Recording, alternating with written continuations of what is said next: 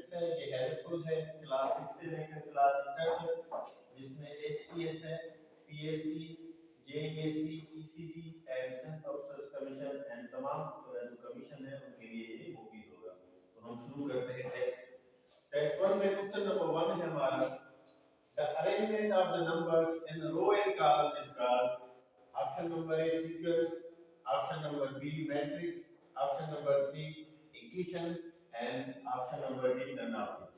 तो ये option number B is the right answer. ये बी क्यों सही है? क्योंकि जब हम arrangement of row and column की करते हैं, एक मैट्रिक्स उसे कहा जाता है जिसकी अरेंजमेंट रो एंड कॉलम में है। मिसाल के तौर पर अगर मैं कहूं कि 1 2 एंड 5 एंड 2 3 एंड 7, तो इसमें आप चेक कर सकते हैं ये जो 1 2 एंड 5 है, ये 1 2 एंड 5 इसको रो कहते हैं, 2 3 5 ये भी रो है, और इस साइड में जो डेटा काउंट होगी इसको हम कॉलम कहेंगे, यानी ये 1 2 ये 2 2 3 ये 5 5 7। तो जो डेटा रो एंड कॉलम में लिखी जाए हम उसको मैट्रिक्स कहते हैं। ठीक है, तो इसका option B is the right answer. उसके बाद हम क्वेश्चन नंबर 2 पर आते हैं। A matrix which has only one row, अगर हमारे पास एक मैट्रिक्स है जिसमें सिर्फ एक ही रो है, जैसे कि एग्जांपल में मैं एग्जांपल दे रहा हूं, a इज इक्वल है 1 2 5 फॉर एग्जांपल। ठीक है, इसमें एक ही रो है। या अगर मैं इसका दूसरा एग्जांपल दे देता हूं, b इज इक्वल 1 2 3 4 5 6। ठीक है, इसमें एक ही रो है। अगर कोई भी मैट्रिक्स हो उसमें सिर्फ एक ही रो हो तो हम उसको कहेंगे कि ये रो मैट्रिक्स है। ठीक है, सिर्फ एक कॉलम कितने में हो उससे हमें फर्क नहीं पड़ेगा, सिर्फ रो को चेक करना है। अगर एक मैट्रिक्स है जिसमें एक ही रो हो तो हम उसको क्या कहेंगे? रो मैट्रिक्स कहेंगे। तो ये रो मैट्रिक्स हो। अगर इसको हम स्टैंडर्ड फॉर्म में लिखेंगे, इसी रो मैट्रिक्स को अगर हम स्टैंडर्ड फॉर्म में लिखेंगे तो कैसे लिखेंगे? a i j, ठीक है, 1 मल्टीप्लाई m। ठीक है, या m की जगह आप c भी लिख सकते हो, या इसको हम आर्डर कहते हैं। ठीक है, और ये एलिमेंट होते हैं। अब ये 1 कांस्टेंट है, यानी एक ही रो होगी, कॉलम कितने हो सकते हैं, तो रो मैट्रिक्स का ये स्टैंडर्ड फॉर्म कहलाएगा। ठीक है, तो इसका क्वेश्चन नंबर 2 का a matrix which has only one row is called dash matrix। तो ये option number A, that is row matrix. उसके बाद क्वेश्चन नंबर 3 है a matrix which has only one column। तो अब मैं स्टैंडर्ड फॉर्म की तरफ ले जाता हूं, क्योंकि अगर वन रो है तो वो रो मैट्रिक्स है, अगर वन कॉलम होगा तो वो कॉलम मैट्रिक्स होगा। तो अब इसका स्टैंडर्ड फॉर्म पहले, यानी इसका ऑप्शन बी सही है, लेकिन हम स्टैंडर्ड फॉर्म चेक करेंगे कि a is equal to a i j। अब हम क्या करेंगे कि पहले रो आती है तो रो सेम रखेंगे मल्टीप्लाई पर। इसका मकसद ये है कि रो कितनी भी होनी चाहिए लेकिन उसमें कॉलम एक हो। मिसाल के तौर पर कैसे, अगर मैं कहूं मेरे पास है 1 2 5 7, अब आप देख सकते हो इसमें रो कितनी है? इसमें रो 4 रो है। ठीक है, एक रो है, ये है, दूसरी, तीसरी और चौथी। तो मैं लिख सकता हूं 1 मल्टीप्लाई 4। ठीक है, इसको मैं बता चुका हूं, इसको क्या कहते हैं? इसको आर्डर कहते हैं। ठीक है, इसको क्या कहेंगे बेटा? आर्डर कहेंगे। इस टोटल रोज कितनी है? 4। टोटल कॉलम इसमें ऐसे होगा, ये 4 रोज एंड एक कॉलम। मैं उल्टा लिख दिया, 4 रोज एंड एक कॉलम। ठीक है, तो अब हम क्वेश्चन नंबर 4 की तरफ जाएंगे। A matrix which has equal number of rows, यानी equal number of rows and column। हमारे पास एक मैट्रिक्स है जिसमें इक्वल नंबर ऑफ रो होंगे और कॉलम होंगे। मिसाल के तौर पर अगर मैं कहूं मेरे पास एक मैट्रिक्स है A जिसमें 1 3 2 4। ठीक है, अगर आप इसको चेक करो, वो कह रहा है इक्वल नंबर ऑफ रो कितनी है? 1 2, ये 2 रो है। कॉलम कितने? 1 2, ये 2 कॉलम। तो अगर कोई भी रो एक कॉलम इक्वल हो जाए तो इस मैट्रिक्स को हम क्या कहेंगे? Square matrix. इसको क्या कहेंगे? इसको यूं में रिप्रेजेंट किया जाता है कि रो इज इक्वल टू सी। ठीक है, कोई भी मैट्रिक्स हो उसमें अगर रो एंड कॉलम सेम आ जाए तो हम उसे क्या कहेंगे? ये स्क्वायर मैट्रिक्स है। और सेम ना आए तो रेक्टेंगल मैट्रिक्स है। अगर रो एंड कॉलम सेम ना आए तो क्या कहेंगे स्क्वायर, तो रेक्टेंगल। अब क्वेश्चन नंबर 4 का जो राइट आंसर है वो ऑप्शन नंबर सी है। ठीक है बेटा। अब हम आते हैं क्वेश्चन नंबर 5 पर। A matrix which has not equal number of rows and columns, मैं अभी बता चुका कि अगर स्क्वायर मैट्रिक्स है तो रो एंड कॉलम सेम है, अगर नहीं है तो क्या होगी रेक्टेंगल मैट्रिक्स, ऑप्शन डी होगा। यानी कैसे, अगर मेरे पास एक मैट्रिक्स है जिसमें 2 3 एंड 7 है और दूसरी मैट्रिक्स है 1 0 एंड 2, अब मैं पूछूं कि ये कौन सी मैट्रिक्स है, तो सबसे पहले आप उसका ऑर्डर चेक करोगे। तो इसमें रो कितनी है, 2 रोज है, और कॉलम कितने हैं, 3 कॉलम है। क्या 2 3 के बराबर है, नहीं है, तो हम क्या कहेंगे कि ये क्या है, रेक्टेंगल मैट्रिक्स है। ठीक है, अब मैं इसको रिमूव करता हूं और फिर अगली पीपीटी की तरफ जाते हैं। अब हम आते हैं क्वेश्चन नंबर 6 पर। क्वेश्चन नंबर 6 में है अ मैट्रिक्स व्हिच हैज 3 रोज। अब यहां पर ये एप्लीकेशन बेसिस क्वेश्चन है। ठीक है, मैं कह रहा हूं ए मैट्रिक्स व्हिच हैज 3 रोज, यानी उसके पास 3 रोज है एंड 2 कॉलम्स, और 2 कॉलम है। अब फिर क्वेश्चन कह रहा है देन द मैट्रिक्स, तो फिर अब मैट्रिक्स क्या होगी, तो मैं अभी बता चुका कि अगर रो एंड कॉलम सेम है तो स्क्वायर।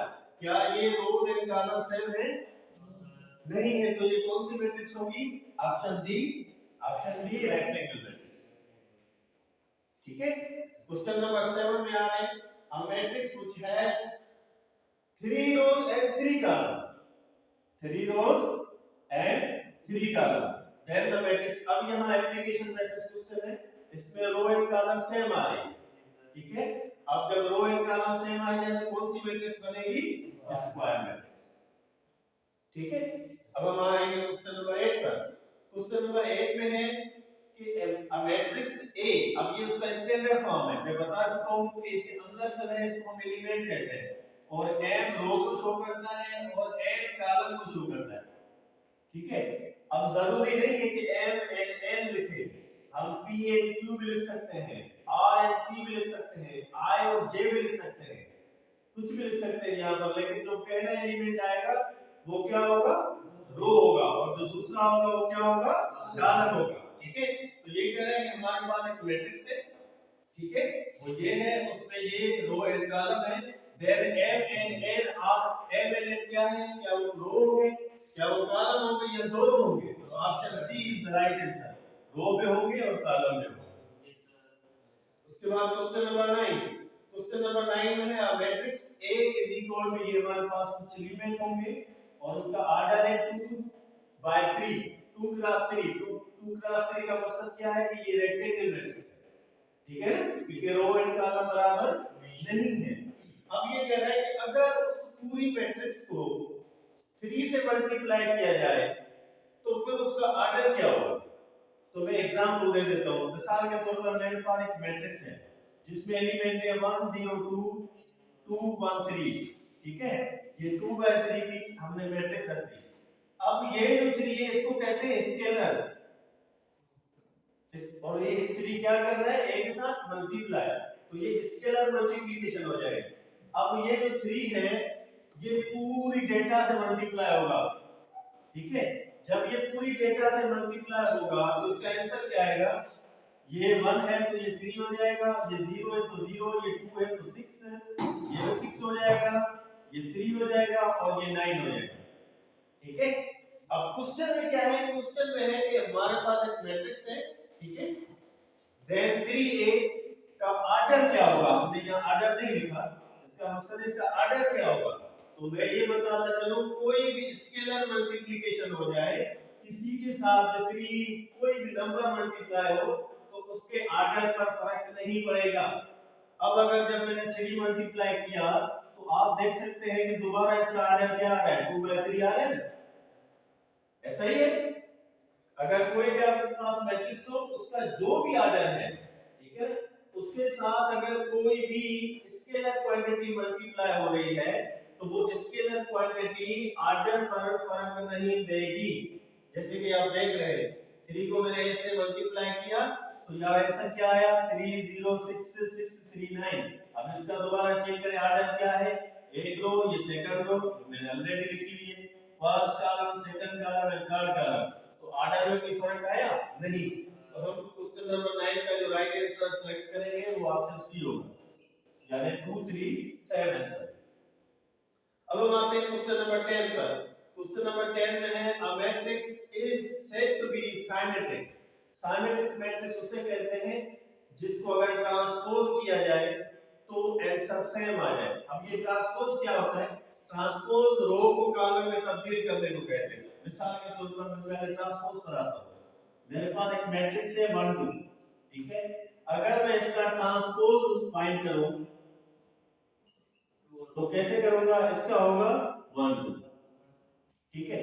और ये ध्यान में रखें कि रेक्टेंगल मैट्रिक्स का ट्रांसपोज करने के बाद उसका रिजल्ट रेक्टेंगल मैट्रिक्स ही आएगा। स्क्वायर मैट्रिक्स का ट्रांसपोज करने के बाद उसका आंसर स्क्वायर मैट्रिक्स ही आएगा। ये आगे चलकर हम करेंगे भी, ठीक है। अब इसका ऑर्डर देखिए, इसका ऑर्डर क्या है? इसका ऑर्डर है 1 क्लास 2। जब ट्रांसपोज करेंगे तो ऑर्डर चेंज हो जाएगा। मल्टीप्लिकेशन से ऑर्डर चेंज नहीं होता, ट्रांसपोज करने से ऑर्डर चेंज हो जाएगा। तो अगर इसको मैंने ट्रांसपोज किया है तो आप देख सकते हैं 2 का मान आया, ठीक है। लेकिन यहां मुश्किल में है कि हमारे पास एक मैट्रिक्स है जिस वो मैट्रिक्स सिमेट्रिक कब है? अब मैं एग्जांपल दे रहा हूं। मिसाल के तौर पर मेरे पास ए एक मैट्रिक्स है जिसमें एलिमेंट है 1 2 3 2 3 5 6 6 and 0 फॉर एग्जांपल, ठीक है। अब इसी मैट्रिक्स को मैं ट्रांसपोज करूं तो ट्रांसपोज का क्या मकसद है मैं अभी बता चुका हूं। ट्रांसपोज का क्या मकसद होता है कि रो को कॉलम में चेंज करना। तो मिसाल के तौर पर अब मैं रो को कॉलम में चेंज कर रहा हूं। ये पूरी रो है, इसको कॉलम में लिखूंगा तो 1 2 and 3। ये दूसरी रो है 2 5 6 हम कॉलम में लिखेंगे। ये तीसरी रो है 3 6 and 0। तो अब मुझे बताएं इन दोनों में कोई फर्क है? हां, तो हम जब फर्क ना आए तो हम उसे क्या कहेंगे कि ये ट्रांसपोज ऑफ मैट्रिक्स करने के बाद सेम मैट्रिक्स है। तो ऑप्शन नंबर ए, क्वेश्चन नंबर 10 का ऑप्शन नंबर ए वो हमारा राइट आंसर होगा, ठीक है। अब मैं इसको रिमूव कर देता हूं, उसके बाद हम क्वेश्चन नंबर 11 पर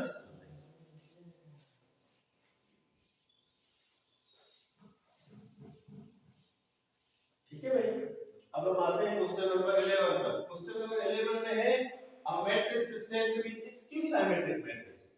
स्क्यू सिमेट्रिक मैट्रिक्स में सिर्फ माइनस आ गया है, यानी आपके पास सिमेट्रिक है, सिमेट्रिक आपको पता है ये सिमेट्रिक होता है, ठीक है। अब इसकी की वजह से यहां माइनस करते हैं, बस ये आपका इसकी सिमेट्रिक है।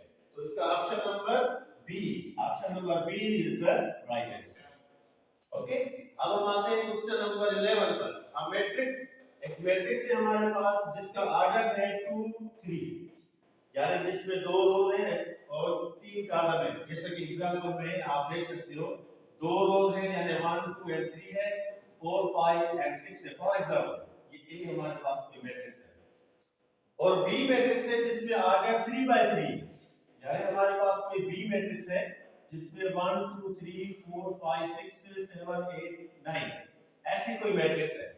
अब वो पूछ रहा है इसका क्वेश्चन कि इसका एडिशन क्या होगा। तो क्या इसका एडिशन हो सकता है? नहीं हो सकता, क्योंकि जब हम एडिशन करेंगे मैट्रिसेस के अंदर तो उनका ऑर्डर सेम होना जरूरी है। तो यहां पर ऑर्डर है 2 by 3 और यहां पर ऑर्डर है 3 by 3, तो क्या ये ऑर्डर सेम है? नहीं है। तो जब सेम नहीं होंगे तो आप इनको ऐड नहीं कर सकते हो। रेक्टेंगल मैट्रिक्स कभी भी स्क्वायर मैट्रिक्स के साथ ऐड या सब्ट्रैक्ट नहीं हो सकती। क्लियर? इसका राइट ऑप्शन क्या होगा? क्वेश्चन नंबर 11 का नॉट पॉसिबल, ठीक है। Question number 12। अब क्वेश्चन नंबर 12 में कह रहे हैं दोबारा हमारे पास एक कोई मैट्रिक्स है जैसे कि ये है और बी हमारे पास सेम मैट्रिक्स है। अब इनकी क्या करनी है? मल्टीप्लिकेशन। ये मल्टीप्लिकेशन है, ठीक है। तो मल्टीप्लिकेशन के लिए वहां कंडीशन है। अब हम मल्टीप्लाई क्या कर रहे हैं? ए क्रॉस बी मल्टीप्लाई कर रहे हैं, ये कर रहे हैं ना मल्टीप्लाई। अब आप ए का ऑर्डर देखें, ए का ऑर्डर है 2 क्रॉस 3 और बी का ऑर्डर है 3 क्रॉस 3। अब कंडीशन क्या कहती है? मल्टीप्लिकेशन के अंदर कंडीशन कहती है कि पहली मैट्रिक्स, यानी पहली मैट्रिक्स हमारे पास क्या है? ए है। पहली मैट्रिक्स का कॉलम, पहली मैट्रिक्स का कॉलम क्या है? 3 है। दूसरी मैट्रिक्स के रो के बराबर हो, दूसरी मैट्रिक्स के रो के बराबर हो, तो क्या इसका कॉलम इसके रो के बराबर है? बिल्कुल है। तो इसका मकसद ये हुआ कि इसकी मल्टीप्लिकेशन होगी। जब मल्टीप्लिकेशन होगी तो फिर वो पूछ रहा है कि इसका ऑर्डर क्या होगा। तो यहाँ पर मैं शॉर्टकट की बता रहा हूँ, 3 इस कॉलम को इस कॉलम को कैंसिल कर दें, ठीक है। अब बाकी क्या रह गया, यहाँ रह गया 2 और यहाँ रह गया 3। तो 2 3 option number A of question number 12 is the right answer, ठीक है। अब हम आते हैं क्वेश्चन नंबर 13 पर। अब मैट्रिक्स ए हमारे पास दोबारा कोई मैट्रिक्स है जिसमें ऑर्डर 2 का 3 है। देन द ट्रांसपोज में अभी बता चुका प्रीवियस पीपीटी में, अगर आपके पास ऑर्डर 2 3 है और इसको ट्रांसपोज करोगे तो इसका ऑर्डर 3 2 हो जाएगा, ठीक है। तो इसका राइट ऑप्शन क्या है? ऑप्शन नंबर सी, ठीक है भाई। अब हम चलते हैं क्वेश्चन नंबर 14 पर। क्वेश्चन नंबर 14 में है the transpose of rectangle matrix. मैं अभी बता चुका, किसी भी रेक्टेंगल मैट्रिक्स का ट्रांसपोज करने के बावजूद भी वो रेक्टेंगल ही रहता है, ठीक है।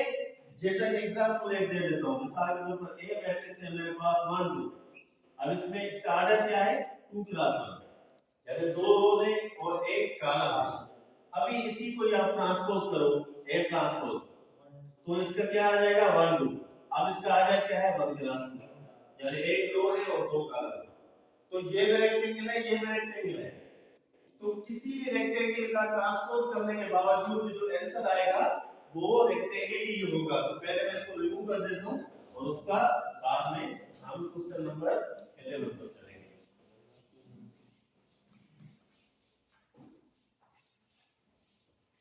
ठीक है। अब आते हैं क्वेश्चन नंबर 11 पर। The transpose set B, question number 15 पर। The transpose of square matrix में अभी इस पर डिस्कस कर चुका हूं कि अगर रेक्टेंगल कोई भी हमारे पास एक मैट्रिक्स है जो रेक्टेंगल है, उसका अगर आप ट्रांसपोज करोगे तो रेक्टेंगल ही आएगा। अगर आपके पास कोई स्क्वायर मैट्रिक्स है, उसको आप ट्रांसपोज करोगे तो उसका आंसर स्क्वायर मैट्रिक्स ही आएगा। तो ऑप्शन नंबर क्वेश्चन नंबर 15 का option number C is the right answer, क्योंकि स्क्वायर मैट्रिक्स हमेशा स्क्वायर ही रहेगी, ठीक है। अब हम आते हैं क्वेश्चन नंबर 16 पर। Commutative property under addition in matrix. Commutative property क्या होती है? दो नंबर्स को ऐड करते हैं, मिसाल के तौर पर a + b = b + a। तो ये पता है आप सबको, ये एडिशन में है, एडिशन में सैटिस्फाई होती है, ठीक है। तो क्वेश्चन नंबर 16 का राइट आंसर क्या है? ऑलवेज होल्ड, ठीक है। यानी इसका राइट आंसर क्या होगा? सी होगा। अब हम चलते हैं कम्यूटेटिव प्रॉपर्टी अंडर मल्टीप्लिकेशन। वो कैसे होगी? वो होगी a cross b = b cross a। तो क्या ये सेटिस्फाई होती है? तो नहीं होती। आप करके देखते, चेक कर लेते। ये एक जगह पर बराबर, पहले इस पर आते हैं, ये कम्यूटेटिव प्रॉपर्टी होल्ड नहीं होती, तो हम इसे कहते हैं नॉट होल्ड, ठीक है। अब ये कहता है commutative property under multiplication matrix hold, ये होल्ड करती है। पहले मैंने कहा नहीं करती, अब मैं कह रहा हूं करती है। अब कब करती है? if the element of the two matrix are, ठीक है, अगर दो मैट्रिक्स के एलिमेंट क्या हो? जब तक सेम नहीं आएंगे commutative property under multiplication satisfy नहीं करेगी। यानी कैसे सेम आएंगे? इसका ऑप्शन क्या है? बी सही है। अब ये कैसे होगा? अगर मैं, मेरे पास एक मैट्रिक्स है, मैं मान से एग्जांपल दे रहा हूं 1 2 3 4 फॉर एग्जांपल, ठीक है। और मैं बी मैट्रिक्स में भी ये सेम एलिमेंट लूं 1 2 और 3 4, फिर जाकर ये कम्यूटेटिव प्रॉपर्टी सेटिस्फाई करेगी, वरना नहीं करेगी, ठीक है। अगर मैंने इनका एक एलिमेंट चेंज कर दिया तो फिर सेटिस्फाई नहीं करेगी, ठीक है। अब हम चलते हैं क्वेश्चन नंबर 19 पर। Associative property under addition and multiplication. Associative property क्या होती है? a + b + c = a + b and + c। यहां मैं इसको यूं भी लिख सकता हूं, ये अंडर एडिशन है, मैं इसको यूं भी लिख सकता हूं a cross b cross c = a cross b and cross c, ठीक है। और मैट्रिसेस के अंदर commutative associative property under addition and multiplication दोनों सेटिस्फाई करती है। तो इसका ऑप्शन नंबर सी जो ऑलवेज होल्ड होगा इज द राइट आंसर। ठीक है। The determinant is denoted by, determinant को हम mod ऑफ a से रिप्रेजेंट करते हैं। ये ध्यान में रखिए आप। अब मैं पहले इसको रिमूव करता हूं, फिर क्वेश्चन नंबर 21 पर हम चलेंगे। अब हम आते हैं क्वेश्चन नंबर 21 पर। ये कह रहे हैं हमारे पास एक मैट्रिक्स है, ठीक है, ए, जिसमें ये एंट्रीज है, ठीक है, 1 2 3 4, ठीक है। अब इसका डिटरमिनेंट क्या है? तो determinant is the subtraction of the principal diagonal और एंड सेकेंडरी डायगोनल। अब प्रिंसिपल डायगोनल क्या है? इन दोनों को मल्टीप्लाई, ये डायगोनल है, इनको मल्टीप्लाई करें, 1 मल्टीप्लाई 1, ये 1 हो गया। जब हम सेकेंडरी डायगोनल की बात करेंगे तो -1, ठीक है। अब 4 मल्टीप्लाई 2 अगेन 8, तो 8 माइनस 8 0, तो ऑप्शन नंबर ए हमारा क्या होगा? Right answer. Question number 22, if the determinant of matrix is 0, अगर किसी भी मैट्रिक्स का डिटरमिनेंट 0 आ जाए तो उसको क्या कहेंगे? Singular matrix. Option number C is the right answer. यानी इसको अगर मैं कहूं ए कौन सी मैट्रिक्स है, तो आप कहोगे सिंगुलर। भाई क्यों सिंगुलर है? क्योंकि उसका डिटरमिनेंट 0 आ रहा है।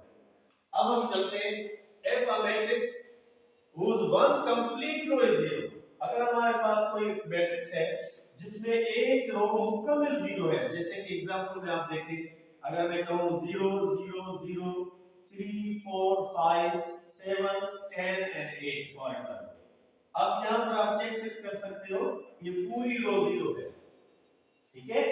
तो जब पूरी रो 0 आ जाए तो हम उसको क्या कहेंगे कि ये इसका डिटरमिनेंट क्या आएगा? 0 आएगा।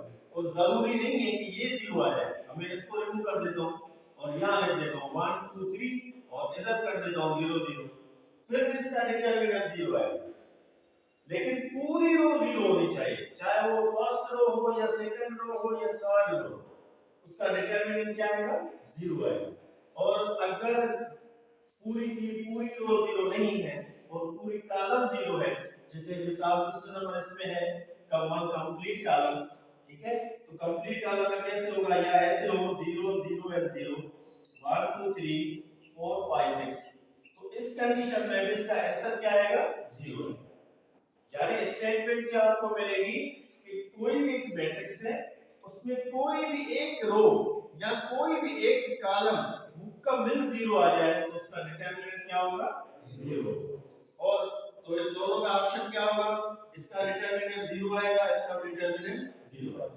अब हम चलते हैं क्वेश्चन नंबर 25 पर। If a matrix with any two rows और टू कॉलम, जैसे कि पहले 1 रो की बात हो रही थी, अब 2 रो की बात हो रही है, तो कोई भी 2 रोज या 2 कॉलम क्या होने चाहिए? 0 होने चाहिए, ठीक है। 2 रोज और 2 कॉलम 0 होने चाहिए, और 0 के अलावा सेम, जरूरी नहीं है कि 0 0 को पकड़ ले, सेम अगर आ जाए फिर भी 0 होगी। मिसाल के तौर पर कैसे, मैं एक मैट्रिक्स दे रहा हूं जिसमें है 1 2 and 3 1 2 and 3 4 5 and 8 for example. अब आप इसमें चेक करो कि ये दोनों रोज सेम है, सेम है ना?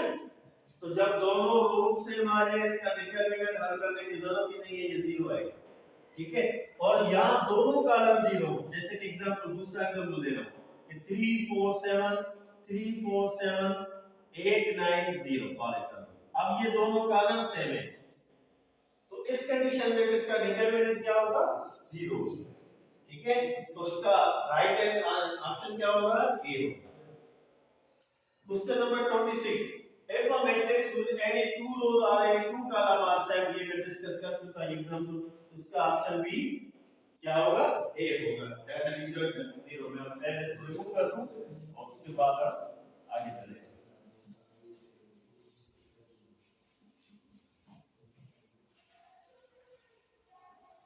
अब हम आते हैं क्वेश्चन नंबर 27 पर। अब 27 में कह रहा है ए हमारे पास कोई मैट्रिक्स है, तो उसका एडजॉइंट क्या होगा? अब एडजॉइंट किसे कहते हैं? एडजॉइंट के लिए शार्टेस्ट वे कौन सा है? और ये मैं 2 बाय 2 मैट्रिक्स की बात कर रहा हूं। अगर 3 बाय 3 मैट्रिक्स होगी तो फिर हमें क्या करना पड़ेगा? एक उसका फार्मूला है, हम उस फार्मूले को फॉलो करना पड़ेगा। लेकिन जब 2 बाय 2 मैट्रिक्स है तो मैं फार्मूला लिख देता हूं, यहां पर 2 बाय 2 की मैट्रिक्स है, ठीक है। तो हम इसको हल कैसे करेंगे देखिए। सबसे पहले आप इस प्रिंसिपल डायगोनल को एक्सटेंड करें, इनके जो एलिमेंट है इनके जो एंट्रीज है उनको चेक करें, यानी यहाँ 2 है तो यहाँ 4 रख दो, यहाँ 4 है तो 2 रख दो। उसके बाद इन दोनों की साइन यानी जो सेकेंडरी डायगोनल है उसमें इनकी साइन चेंज कर दो, तो यहाँ पर +5 है तो ये -5 हो जाएगा, और यहाँ पर -1 है तो ये +1 हो जाएगा। तो आप चेक करें ये कहां पर मौजूद है, 4 - 5 1 and 2, option number C, so C is the right answer। अब हम आते हैं क्वेश्चन नंबर 28 पर। ठीक है, क्वेश्चन नंबर 28 में है कि इनवर्स ऑफ ए, ठीक है, इनवर्स ऑफ ए क्या होगा। अब इनवर्स ऑफ ए के लिए फार्मूला है adjoint of A divide by determinant of A. तो सबसे पहले इसका एडजॉइंट हम फाइंड करेंगे, तो एडजॉइंट कैसे होगा, पहले इनको रिप्लेस कर लें, ये -1 होगा, यहाँ पर 5 होगा, और उसके बाद इन दोनों की साइन चेंज कर लें, ये माइनस का 2 है तो प्लस का हो गया, ये प्लस का है तो माइनस का हो गया। अब इसी की डिटरमिनेंट फाइंड करें जो मैं यहाँ कर रहा हूँ, ये -5 माइनस, यहाँ माइनस ऑलरेडी है, ये प्लस हो जाएगी 2 to the 4, आंसर आ गया -1। ये -1 हम इसको पूरे को डिवाइड करेंगे, तो जब हम इसको डिवाइड करेंगे तो आप समझ सकते हैं कि ये माइनस माइनस कैंसिल, यहाँ प्लस है माइनस आ जाएगी, यहाँ कैंसिल, यहाँ माइनस आ जाएगी, तो इसका आंसर क्या होगा 1 - 2 2 and -5। तो यहाँ पर हम कौन सा ऑप्शन सही होगा, ऑप्शन नंबर ए, ये हमारा राइट आंसर। अब हम चलते हैं क्वेश्चन नंबर 29 पर। क्वेश्चन नंबर 29 में है कि grammar rule can not be apply, grammar rule apply नहीं कर सकते। कहां नहीं कर सकते, जब आपका डिटरमिनेंट क्या मिल जाए, 0 मिल जाए, यानी आपके पास कोई मैट्रिक्स है, ठीक है, उस मैट्रिक्स के अंदर अगर डिटरमिनेंट आपको 0 मिल जाता है तो वहीं पर ग्रामर रूल अप्लाई नहीं होगा। ठीक है, मिसाल के तौर पर जैसे कि मैंने प्रीवियस एग्जांपल दिया था, अगर कोई भी उसमें डिटरमिनेंट 0 आ गया तो आप उसको हल नहीं कर सकते। अब इसी से एप्लीकेशन बेसिस क्वेश्चन है, यानी इसका ऑप्शन क्या होगा, इफ डिटरमिनेंट इज 0, ठीक है, डिटरमिनेंट 0 आ गया, आप ग्रामर रूल इस्तेमाल नहीं कर सकते। और दूसरा हमें एप्लीकेशन बेसिस क्वेश्चन है, grammar rule can not apply if the matrix is, अब मैट्रिक्स क्या होगी, सिंगुलर, क्यों, क्योंकि सिंगुलर का डिटरमिनेंट क्या आएगा, 0 आएगा। ठीक है, तो ये थे 30 क्वेश्चन एमसीक्यूज के। अब हम थोड़ी एडिशन और की प्रैक्टिस करने की कोशिश करेंगे कि कैसे ये एडिशन होते हैं इनके प्रॉब्लम, और कैसे